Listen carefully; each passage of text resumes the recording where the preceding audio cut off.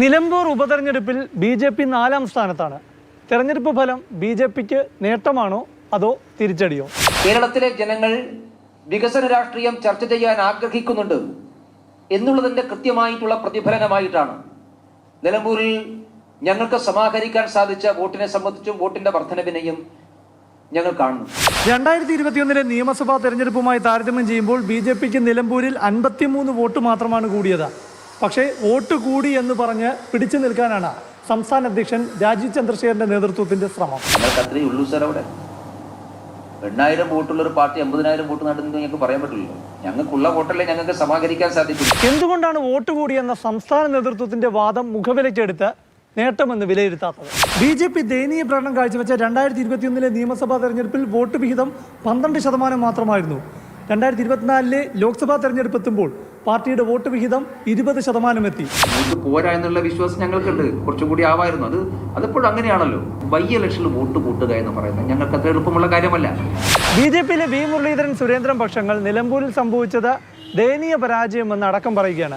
എന്തുകൊണ്ട് നിലമ്പൂരിലെ പരാജയം ദയനീയമാകുന്നു? 2024 വയനാട് ലോക്സഭാ തെരഞ്ഞെടുപ്പിൽ കെ. സുരേന്ദ്രന് നിലമ്പൂർ മണ്ഡലത്തിൽ ലഭിച്ചത് 17,520 വോട്ടാണ്.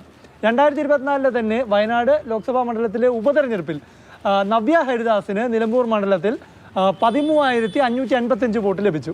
അപ്പോൾ 2021 നിയമസഭാ തെരഞ്ഞെടുപ്പിൽ ബി.ജെ.പിക്ക് നിലമ്പൂർ മണ്ഡലത്തിൽ ലഭിച്ചത് 4.96% വോട്ടായിരുന്നു. ഈ ഉപതെരഞ്ഞെടുപ്പിൽ ബി.ജെ.പിക്ക് ലഭിച്ചത് 4.91% വോട്ടാണ്. അതായത് വോട്ട് ശതമാനം കുറഞ്ഞു, 53 വോട്ട് കൂടിയെന്ന് നേതൃത്വം അവകാശപ്പെടുമ്പോൾ ജയിച്ച മുന്നണിക്ക് കിട്ടിയില്ലല്ലോ, പിന്നെ തോറ്റ മുന്നണിക്ക് കിട്ടുന്നതിനെ കുറിച്ച് എന്ത് പറയാനാണ്? അപ്പോൾ പാർലമെന്റ് ഇലക്ഷന്റെ സാഹചര്യം പറയുന്നത് അത് നരേന്ദ്രമോദിക്കുള്ളൊരു വോട്ടാണ്. അപ്പോൾ ഞങ്ങൾ ഈ വരുന്ന അസംബ്ലി ഇലക്ഷനിൽ ആ 20 മേലെ വർദ്ധിപ്പിക്കാൻ ശ്രമിക്കും. അതായത് 6 മാസം മുൻപ് താമര ചിഹ്നത്തിൽ വോട്ട് ചെയ്തവർ പോലും നിലമ്പൂരിലെ ബി.ജെ.പി. സ്ഥാനാർത്ഥി മോഹൻ ജോർജിന് വോട്ട് ചെയ്തില്ല.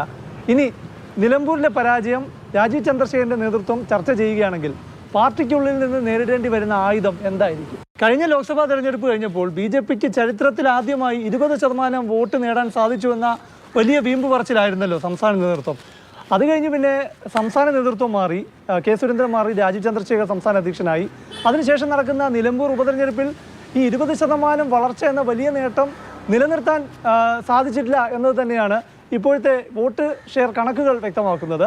അതുകൊണ്ട് തന്നെ വലിയ വിമർശനം പാർട്ടിക്കകത്ത് നേതൃത്വം നേരിടേണ്ടി വരും. ഇത് സംസ്ഥാന നേതൃത്വത്തിന് വലിയ പ്രഹരവുമാണ്. പ്രശാന്ത് കൃഷ്ണ, മാതൃഭൂമി ന്യൂസ്, തിരുവനന്തപുരം.